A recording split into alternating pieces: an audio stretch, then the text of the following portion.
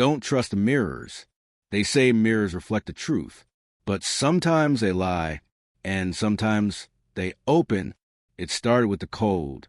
Not just cold, wrong. Like the air forgot how to breathe. Like the world tilted just slightly and never tilted back. Amelia was only 13 the first time the mirror moved. Not cracked, not broken. Moved. She didn't scream. She didn't blink. She only stared as her reflection took one step back. But she hadn't moved. It smiled. She didn't. That night, her mother didn't believe her. Of course she didn't. Mothers never do in stories like this. It's just your imagination, sweetheart. But her mother's voice trembled. Her mother's eyes darted toward the hallway mirror as she spoke. Too quick, too afraid, too late. Amelia didn't sleep that night. She sat under the covers with her flashlight gripped like a weapon, staring at the mirror across the room, waiting. It blinked first. At 2:37 a.m., her reflection tilted its head and then smiled again, wider, deeper, like a crack forming in porcelain, inch by inch. And then nothing. Morning came like a lie. Sunlight washed over the floor. Bird song filled the air. The mirror? Still, silent, harmless. But her reflection looked tired, different, almost older. She didn't tell anyone at school. How could she? They already whispered about her, already called her names. Ghost girl, witch eyes. Her silence fed their stories. But none of their stories were as dark as her truth. The second time it happened, it wasn't in her bedroom. It was in the school bathroom. She had skipped class to cry. The stall smelled like mold and bleach and something else, something wet and earthy like turned soil. And when she looked up, her reflection was gone. Not distorted, not warped, gone. Just the sink, just the walls, just the cracked tiles and flickering light. And then her reflection stepped back into place, smiling, wider now, lips stretched, eyes hollow, mouth opened, but the sound didn't come from a mirror. It came from behind her. She turned. No one. She turned back. Now the reflection was crying. Tears of ink, black, oily rivers dripping down its face, staining the porcelain of the sink. Amelia ran. She didn't stop until she was home. Didn't breathe until the door was locked. Didn't cry until night fell and the lights flickered again. That night, she covered her mirror with a sheet, hammered nails into the corners. Tape, glue, anything. But mirrors don't care about cloth. They don't care about nails. They wait. They remember. At 3:15 a.m., the sheet fell on its own. The nails clattered to the floor like teeth. And her reflection was already waiting. Not smiling now. Just staring. Its lips moved, but no sound came. It mouthed something. 3 words. Don't trust them. Her voice cracked. Don't trust what? But it only mouthed the words again. And then, behind her, footsteps. Soft, slow, scraping. She turned so fast she fell off the bed, heart screaming, fingers clawing for the flashlight. Nothing. Empty room. She faced the mirror again. It was blank. Just a mirror. Just her. But she saw it now. Her reflection was no longer synchronized. It blinked half a second too late. It breathed differently. It wasn't her. Something was pretending, and it wanted out. Days passed like rotting fruit, each moment bruised, each night darker. She started seeing reflections in places there were no mirrors. Shiny doorknobs, car windows, puddles. They moved on their own, always smiling, always watching. One afternoon, she found a note in her locker. No name, no handwriting, just 5 words etched deep into the paper. They walk when you sleep. She didn't remember putting it there. No one saw who did. That night, she taped every mirror in the house, even the tiny one on her necklace, even the spoons. But you can't hide from them forever. And when the storm hit, they came. Thunder, lightning, darkness swallowing the household. The lights exploded one by one. The glass cracked in the kitchen. Her mother screamed from the living room. And then silence. Amelia crawled from under bed, flashlight trembling in her hand. She stepped into the hall. Water pooled on the wooden floor, but it hadn't rained inside. She followed it, down the stairs, past the broken picture frames, into the living room. There was only the mirror, 7 feet tall, gold frame, uncovered. It hadn't been there before. Her mother stood in front of it, staring, mouth open, not breathing. "Mom!" No answer. "Mom, don't look." Too late. The mirror rippled like black water. A hand pressed against the glass. Long fingers. Wrong shape. Too many joints.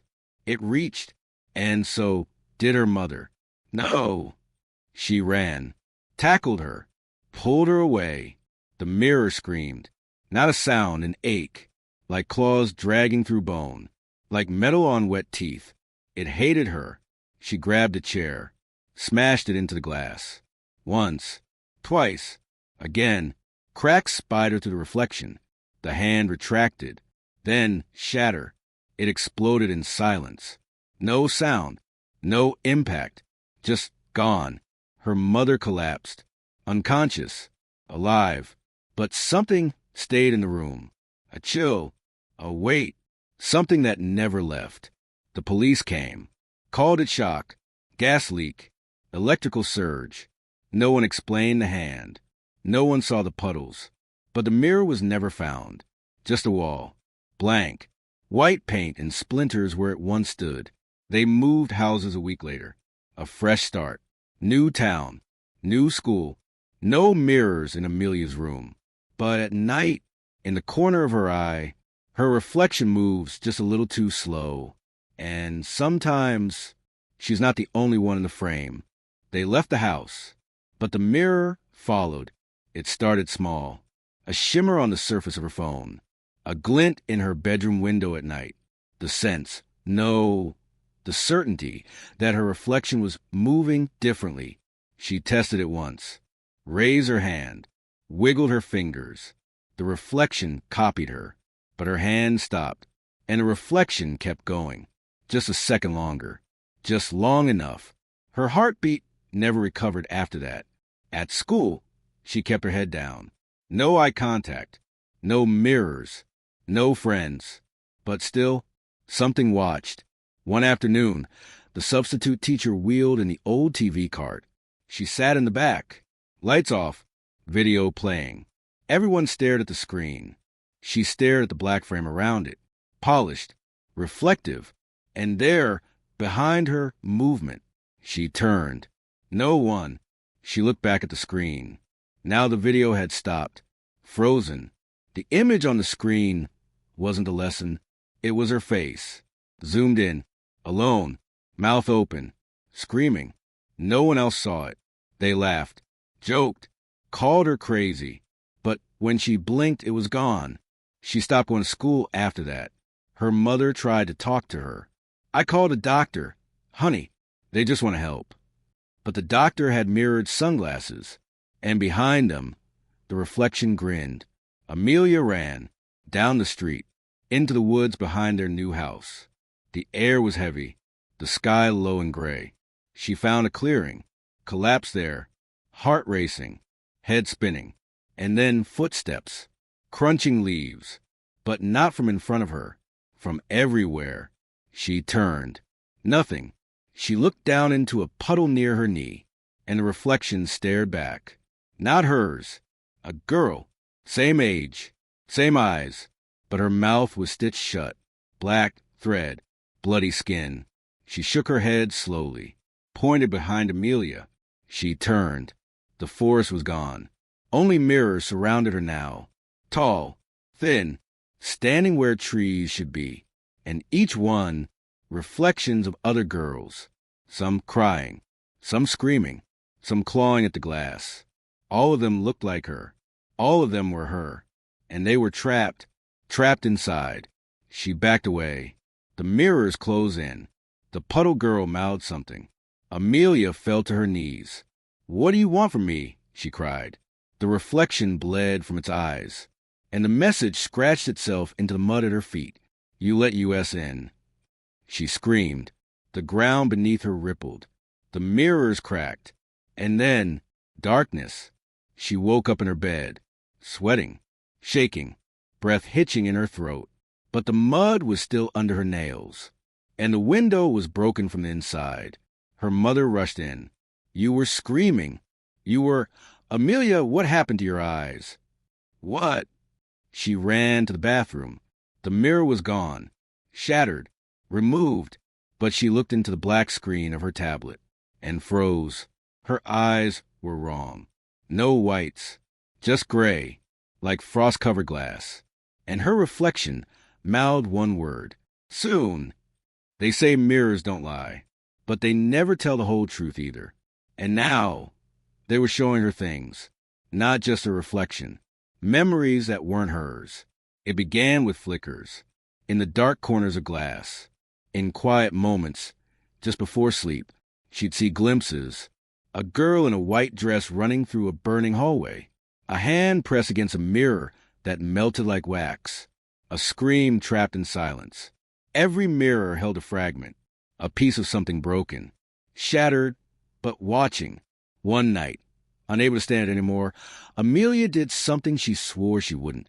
She uncovered the mirror in the attic, the old one, the one her grandmother had kept locked in a trunk wrapped in chains. She broke the lock. The glass was black as obsidian. No reflection, no light, just her breath, fogging the surface. And then the surface fogged on its own. A message appeared in condensation. "You see, but you do not remember." Her fingers trembled. "Who are you?" Another message. Faster now. "We are you." Then flashes. Images pouring into her mind. The girl in the white dress again. Running. Screaming. A door made of glass. 7 others beside her. All identical. All her. Each one locked in a mirror. Each one mouthing the same thing: "Don't let her out." And then she saw it. The one who doesn't belong. Not a reflection. A presence. Pale skin. Long limbs. Eyes like oil spills. Mouth sewn shut with wires. But even silent it spoke. Straight into her head. And its voice was cold. "You let me in the night. You looked too long." She stumbled back. No, I didn't." The attic mirror vibrated. Cracks formed, spiderwebbing out from the center. The reflection twisted, changed. No longer her. It was a girl with the stitched mouth. But this time, she wasn't inside the mirror. She was behind Amelia, close enough to touch. She turned, too late. A cold hand gripped her wrist. Fingers impossibly long. Nails like broken glass. She screamed and woke up in the basement. She didn't remember going there. Candles burned in a circle around her. A broken mirror lay at her feet. Shards pointed outward. Each piece showed a different scene. One showed her mother, pale, still, lips blue. One showed herself, lying in bed, peaceful, but something dark crouched on the ceiling above her, watching.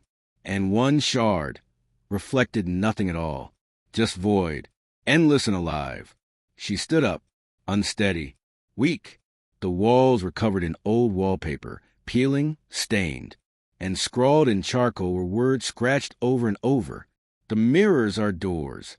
They open both ways. Never look too long."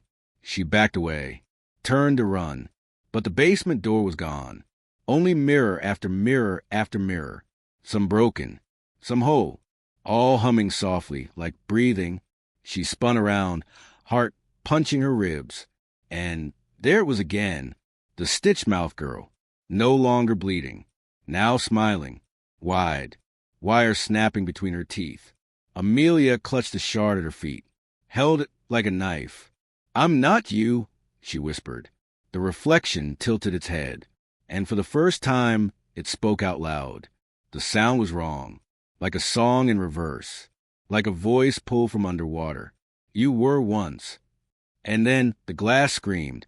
Every mirror in the basement shattered. The air filled with light and pain and cold. Hands reached from every surface. Dozens of them, dragging themselves out. Amelia ran, blind, crying, the shard still clutched in her fist, cutting into her palm. She found a corner, collapsed there, rocked herself, tried not to breathe. The hands didn't chase her. They just watched, hovered inches away. One by one, they pulled back into glass, the reflections repaired, and in every surface, the stitch-mouthed girl stood where Amelia should have been. Not a reflection anymore, a replacement. She stopped looking at mirrors. She stopped looking at anything reflective. The world blurred, smudged, like a dream you're trying to forget while it's still happening. But dreams always come back, especially the ones that wait for you. Her mother noticed. You need help, Amelia. You're not eating. You're not sleeping. But she was eating. She was sleeping. Just not here, not in this world. Because every time she closed her eyes, she was back in the glass. The rooms were endless, each one a memory that never happened, each one a lie that felt like truth. One showed her laughing, surrounded by people she didn't know, but they called her name. They loved her.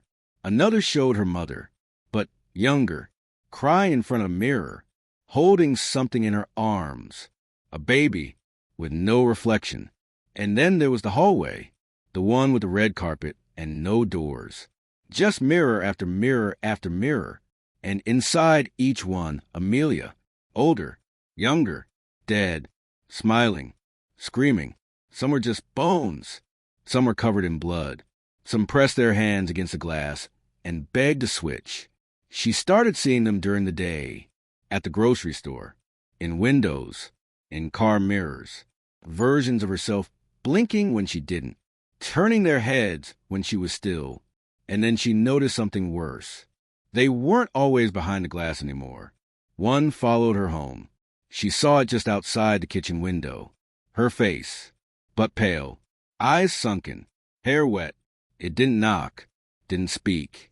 It just waited for hours until the lights flickered, until her mother screamed again. She ran down the stairs. The front door was open. The hallway mirror was cracked, and her mother was gone. In her place, a note carved into the floorboards. Trade complete.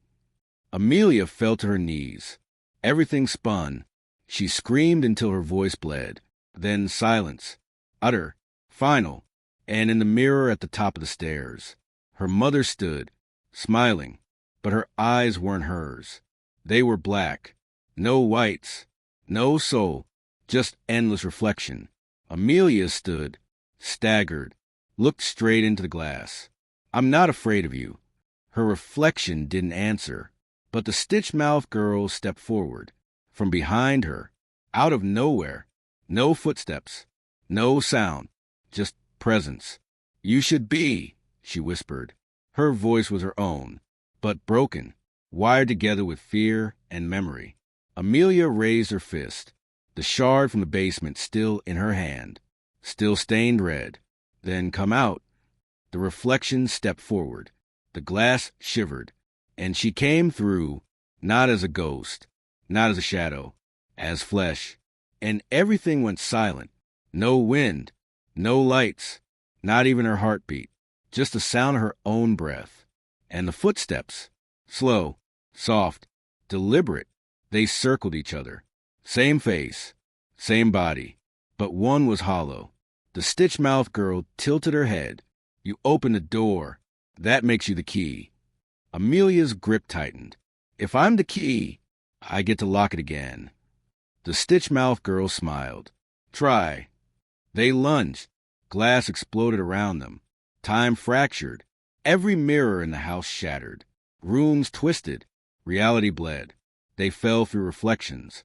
One moment in the hallway, then the basement, then a memory, her third birthday, then fire, then water, then void. They fought, flesh against flesh, mind against memory. Every blow echoed through 1,000 versions of her. Every scream was heard in reflections across the world, until she saw it, the original mirror, tall, gold, cracked but whole, floating in blackness. Behind it, hundreds of Amelias, watching, waiting, hoping. One step closer, and the stitch-mouthed girl screamed. Not with her voice. With hers. She tried to run, tried to escape, but Amelia grabbed her, dragged her toward the frame. "This is your home," she said. "You don't belong here." And for the first time, the stitch-mouthed girl looked afraid. "No," she whispered. "No, please. If I go back, I'll forget." "Forget what?" "That I was real." Amelia hesitated. The mirrors around her begged, pounded, bled. One word scratched itself into the air. "Now." She shoved the girl into the mirror. It screamed. The whole world screamed. The glass turned black, then silver, then silent. And it was over. Or so she thought. She woke up in her bed. Sunlight poured through the window. Birds sang outside. It was quiet, too quiet. And the house felt wrong. Empty. She called out, "Mom." No answer. She walked down the hallway. Careful. Every step an echo. The hallway mirror was whole again. She stopped in front of it, held her breath. This time, the reflection matched her perfectly. Every blink, every breath, every tear. No delay, no flicker. She smiled. It smiled back. For a moment, she believed it was over. She walked through the house. Everything was in place. Nothing broken. No glass on the floor. Even the basement was clean. No candles. No shards. No message in the wood. Just silence. But silence as a sound. A weight. She sat at the kitchen table. Stared at the surface of her spoon. Nothing moved. Then, a whisper. So soft, she thought she imagined it. But it came again. Not from outside. Not from the room. From inside her head. A voice she recognized. The stitch-mouthed girl. But this time, no stitches. "You let me out. I let you in." Amelia froze. "No, I sent you back." "No," the voice said. "I gave you my place." Her heart slammed into her ribs. She ran to the bathroom, looked in the mirror. Everything was fine, perfect. But as she turned to leave, the reflection stayed, still smiling. Then it blinked, once, twice, and mouthed, "It's your turn." Amelia backed away. "No, no, no, no." The reflection stepped forward. The glass rippled. She ran, down the stairs, out the door, into the daylight.